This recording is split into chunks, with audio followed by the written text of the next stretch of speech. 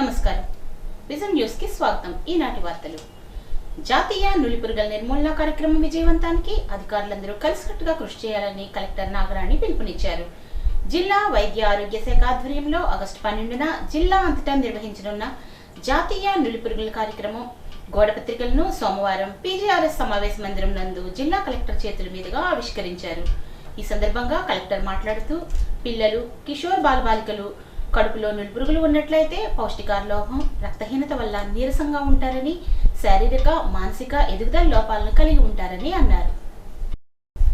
ఆజాదీ కా అమృత్ మహోత్సవ్ కార్యక్రమంలో భాగంగా హర్ ఘర్ తిరంగా కార్యక్రమంలో పౌరుల్లో జాతీయ జెండా పట్ల గౌరవభావాన్ని పెంపొందించడమే లక్ష్యంగా సుమారు 2000 మంది కళాశాల విద్యార్థులతో 200 మీటర్ల భారత త్రివర్ణ పతాకాన్ని చేతబూని భీమవరం ఎస్ఆర్కేఆర్ కళాశాల నుండి సాగిన భారీ ర్యాలీలో కలెక్టర్ నాగరాణి పాల్గొన్నారు. ఈ సందర్భంగా కలెక్టర్ మాట్లాడుతూ ఇంటింటా జాతీయ జెండా పేరున కొనసాగుతున్న ఈ కార్యక్రమం మన ప్రధానమంత్రి మానస పుత్రిక అని, మనమందరం దేశభక్తితో కొనసాగించాల్సిన అవసరం ఎంతైనా ఉందని అన్నారు. జెండా ఎగురవేసి ఐక్యతను ప్రదర్శించేందుకు ఆగస్టు 13 నుండి 15 వరకు ఇళ్లు, కార్యాలయాలు, బహిరంగ ప్రదేశాల్లో జెండాలను ఎగురవేయాలని అన్నారు.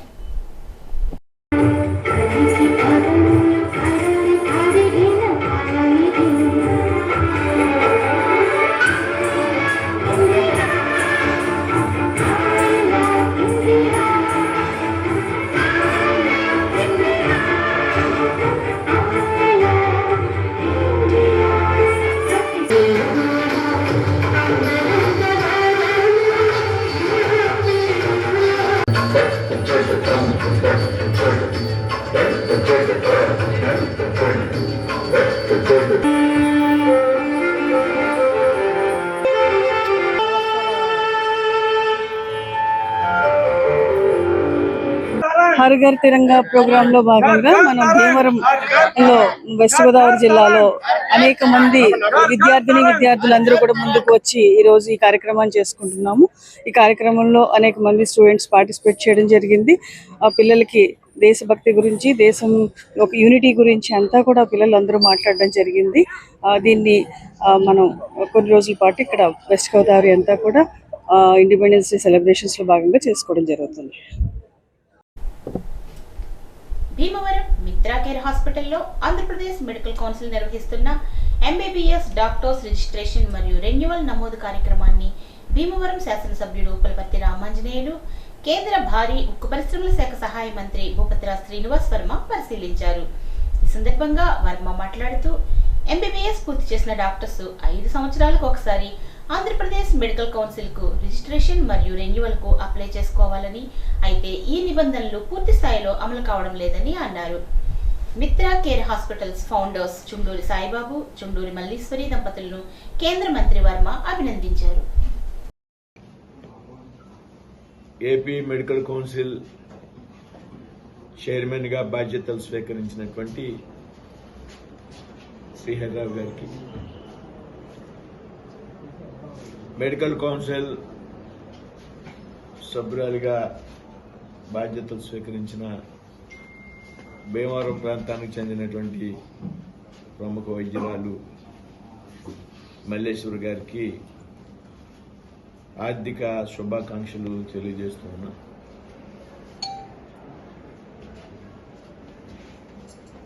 ఇవాళ ఏదైతే ఏపీ మెడికల్ కౌన్సిల్ తలపెట్టినటువంటి కార్యక్రమం ఏదైతే ఉందో,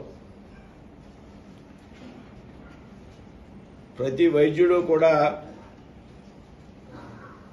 5 సంవత్సరాలకు ఒకసారి రెన్యువల్ చేయించుకోవడం లేకపోతే రిజిస్ట్రేషన్ చేయించుకోవడం అనేది నిబంధన ఉన్నప్పటికీ కూడా అది పూర్తిగా అమలు కానటువంటి సందర్భం మనకి కనపడుతూ ఉంది.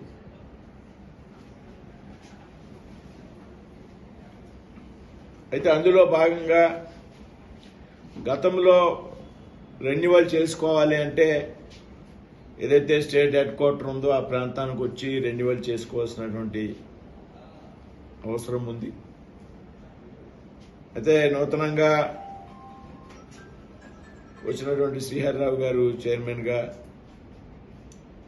మల్లేశ్వర గారు సభ్యురాలుగా బాధ్యతలు స్వీకరించాక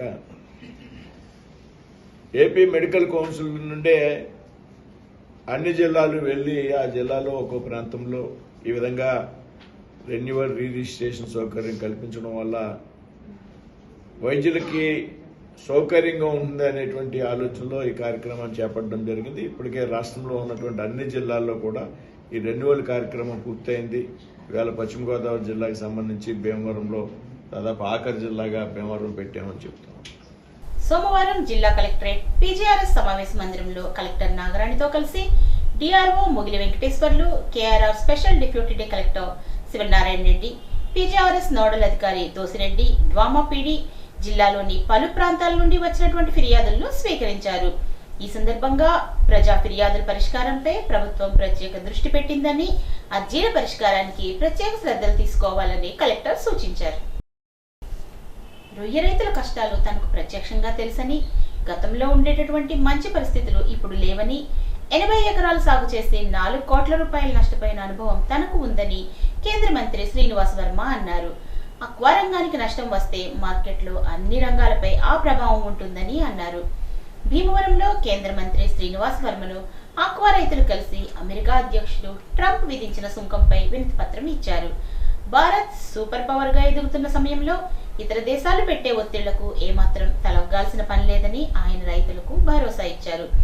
గతంలో ఇదే రకంగా అమెరికా వ్యవహరించిన సమస్యల్లో ఎలా దారికి తీసుకొచ్చామో ఇప్పుడు అదే రకంగా కేంద్రం చర్యలు తీసుకుంటుందని తెలిపారు.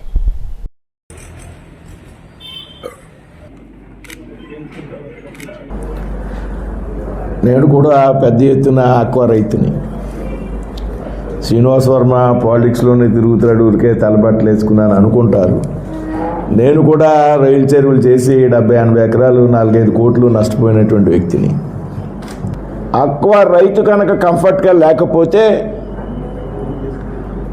దాదాపు మార్కెట్లో అన్ని వ్యాపారాలు కూడా దెబ్బతినేటువంటి పరిస్థితి ముఖ్యంగా మన రాష్ట్రంలో, మన ప్రాంతంలో కనపడుతుంది. ఇది మన సమస్య, ట్రంప్ గారి సమస్య. ఇది రైతుకి సంబంధం లేదు పాపం. వాస్తవంగా వాళ్ళు ఏదో రకంగా భారతదేశాన్ని కంట్రోల్ చేయాలి, భారతదేశాన్ని ఇబ్బంది పెట్టడం ద్వారా భారతదేశం మీద కొంత ఆధిపత్యం చెలాయించాలనేటువంటి ఆలోచనతో ఈ రకమైనటువంటి ఆలోచన చేస్తున్నాయి.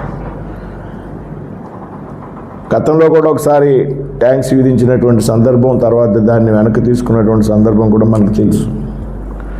ఇవాళ 20% ట్యాక్స్ విధించి మళ్ళీ వారం రోజుల్లో మళ్ళీ ఇంకో 25%.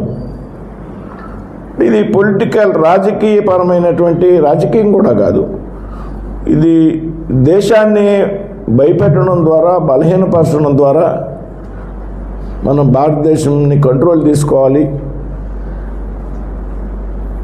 అనేటువంటి ఒక ఆలోచనతో చేశారు అనడంలో కూడా మనకి కామన్ మ్యాన్ కూడా అర్థమయ్యేటువంటి పరిస్థితి.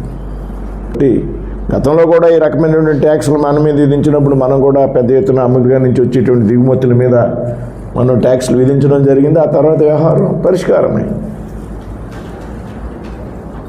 కాబట్టి ఎవరో కూడా ఏ రకమైనటువంటి విమర్శలు కానీ వ్యాఖ్యానాలు కానీ చేయొద్దని మాకు ప్రధానమంత్రి గారి కార్యాలయం నుంచి మంత్రులందరికీ కూడా ఒక సూచన అదే రోజు రావడం జరిగింది. కాబట్టి మేము బయట ఎక్కడ మాట్లాడలే. వేళ మన రాష్ట్రం, మన ప్రాంతంలో ఉన్నటువంటి ఆక్వా రైతుల సమస్యే కాదు, ఇది దేశానికి సంబంధించినటువంటి ఇష్యూ. ఆర్టీసీ స్థలాలను లులు షాపింగ్ మాల్ కేటాయిస్తూ ప్రభుత్వం ఇచ్చిన జీవో 137ను రద్దు చేయకపోతే ఆందోళన కార్యక్రమాలను విస్తృతం చేస్తామని, ఆర్టీసీ ఆస్తులు కాపాడుకునేందుకు ఆర్టీసీలోని అన్ని సంఘాలు ఉద్యమంలోకి వస్తాయని, ప్రజా రవాణా సంస్థ ఆర్టీసీని కాపాడుకునేందుకు రాష్ట్ర నాయకత్వం నుండి ఏ పోరాటాలకు పిలుపు వచ్చినా సిద్ధంగా ఉంటామని ఆర్టీసీ ఎంప్లాయీస్ యూనియన్ పశ్చిమ గోదావరి జిల్లా రీజియన్ కార్యదర్శి అల్లం సత్యనారాయణ తెలిపారు. ఆర్టీసీ ఆస్తులు ప్రైవేటు వ్యాపారవేత్తలకు ధారాదత్తం చేస్తున్న చర్యలు ప్రజలంతా ముక్త కంఠంతో ఖండించాలని విజ్ఞప్తి చేశారు. విజయవాడ నడిబొడ్డున గవర్నర్పేట 1-2 డిపోలు, పాత బస్టాండ్ స్థలం 400 కోట్ల రూపాయలు విలువ చేస్తుందని, ఆ డిపోలను మూసేసి 200 బస్సులను, 1100 ఉద్యోగులను ప్రజలకు దూరం చేస్తున్నారని ఆగ్రహం వ్యక్తం చేశారు. అత్తిలి మండలం బల్లిపాడు గ్రామానికి చెందిన తెలుగుదేశం పార్టీ ఎస్సీ సెల్ నాయకులు గుండె సురేంద్రబాబు ఇటీవల మృతి చెందడంతో తణుకు శాసనసభ్యులు ఆరిమిల్లి రాధాకృష్ణ వారి కుటుంబ సభ్యులను పరామర్శించారు. క్రమశిక్షణ కలిగిన చిన్నామృతి పార్టీకి తీరని లోటని అన్నారు. ఈ సందర్భంగా చిన్న చిత్రపటానికి పూలమాలలు వేసి నివాళులర్పించారు. వారి పిల్లలకు ఆర్థిక సహాయంగా 10,000 రూపాయలు అందించారు. ఎమ్మెల్యే వెంట మండల టీడీపీ అధ్యక్షుడు పోలిశెట్టి చందు, కార్యదర్శి ఆల్తి అజయ్, గారపాటి ధర్మయ్య, ఎంపీటీసీ ప్రగడ నాగేశ్వరరావు, ముత్యాల నాగేశ్వరరావు ఉన్నారు. మాజీ మంత్రి వైఎస్ఆర్సీపీ రీజనల్ కోఆర్డినేటర్ కారుమూరి వెంకట నాగేశ్వరరావు సోమవారం వైఎస్ఆర్సీపీ నాయకుల కుటుంబాలను పరామర్శించారు. అత్తిలి మండలం కంచుమర్రు గ్రామంలో వైఎస్ఆర్సీపీ నాయకులు పెన్నెత్సా వెంకటపతిరాజు అత్త ఇటీవల మృతి చెందడంతో వారిని, అత్తిలి మండలం ఎర్రనీలిగుంట గ్రామంలో వైఎస్ఆర్సీపీ నాయకుడు పెచ్చెట్టి సత్యనారాయణ మాతృమూర్తి నాగరత్నం మృతి చెందడంతో సత్యనారాయణ కుటుంబ సభ్యులను కారుమూరి పరామర్శించి సంతాపం వ్యక్తం చేశారు. ఆయన వెంట వైఎస్ఆర్సీపీ జిల్లా ఉపాధ్యక్షులు బుద్దరాతి భరణి ప్రసాద్, మాజీ సొసైటీ అధ్యక్షులు కునాదరాజ్ శ్రీహర్రాజు, ఎంపీటీసీ సభ్యుడు అన్సెట్టి త్రిమూర్తులు ఉన్నారు. ఎన్నికలలో ఇచ్చిన హామీలను నిలబెట్టుకుంటూ అన్నదాత సుఖీభవ కింద రాష్ట్ర ప్రభుత్వం నిధులు మంజూరు చేసిందని, దీంతో రైతులు అచంట నియోజకవర్గంలోని పెనుమంట్ర మండలం మార్టేరు నుండి పెనుగొండ వరకు సోమవారం సాయంత్రం ట్రాక్టర్లతో విజయోత్సవ ర్యాలీ నిర్వహించారు. ఈ ర్యాలీకి పెద్ద ఎత్తున రైతులు తరలివచ్చారు. మాజీ మంత్రి అచంట ఎమ్మెల్యే పీతాని సత్యనారాయణ ట్రాక్టర్ నడిపి నేను రైతు బిడ్డనే అంటూ ర్యాలీలో ముందుకు సాగారు. రైతులు కూటమి ప్రభుత్వం రైతు పక్షపాతి అని సంతోషం వ్యక్తం చేశారు. గత వైసీపీ ప్రభుత్వంలో అన్నదాతను దగా చేశారని, గిట్టుబాటు ధర కల్పించకపోవడంతో ఎరువుల వ్యవహారాన్ని నిర్లక్ష్యంగా వ్యవహరించారని ధ్వజమెత్తారు. ఈ కార్యక్రమంలో ఆచంట జడ్పీటీసీ ఉప్పలపాటి సురేష్ బాబు, మండల టీడీపీ అధ్యక్షుడు వెలగల బులిరామిరెడ్డి, బోడపాటి దుర్గప్రసాద్, తేతలి రాజారెడ్డి, సీతారాం, కర్రి అచ్యుతరామారెడ్డి, గంటా వాసు, కండిపోయిన శ్రీనివాసరావు, గణపతినేటి రాంబాబు, వెలగల మల్లికార్జున్ రెడ్డి, నెక్కంటి ప్రభాకర్ చౌదరి, రుద్రరాజు రమేష్, జక్కంశెట్టి సత్యనారాయణ పాల్గొన్నారు. పెనుగొండ మాజీ ఏఎంసీ చైర్మన్ సానుబోయిన గోపాలకృష్ణ మృతి తెలుగుదేశం పార్టీకి తీరని లోటు అని మాజీ మంత్రి ఆచంట ఎమ్మెల్యే పీతాని సత్యనారాయణ అన్నారు. ఆదివారం పెనుమంట్ర మండలం మల్లిపూడిలోని సానుబోయిన గోపాలకృష్ణ దశదిన కర్మ సందర్భంగా ఆయన చిత్రపటానికి పూలమాలలు వేసి నివాళులర్పించారు.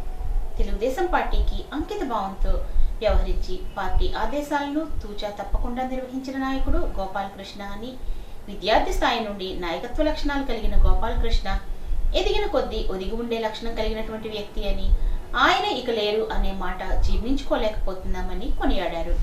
ఈ కార్యక్రమంలో మండల పార్టీ అధ్యక్షులు వెలగల బులిరామిరెడ్డి, కుడిమెట్ల సుందరరామిరెడ్డి, దండు నాగరాజు, ఆళ్ల జానకిరామయ్య, శ్రీనివాసరెడ్డి, ఆదినారాయణ, కడలి సుబ్రహ్మణ్యం, గంటా వాసు తదితర కార్యకర్తలు పాల్గొన్నారు. ఈ వార్తలకు స్వల్ప విరామం.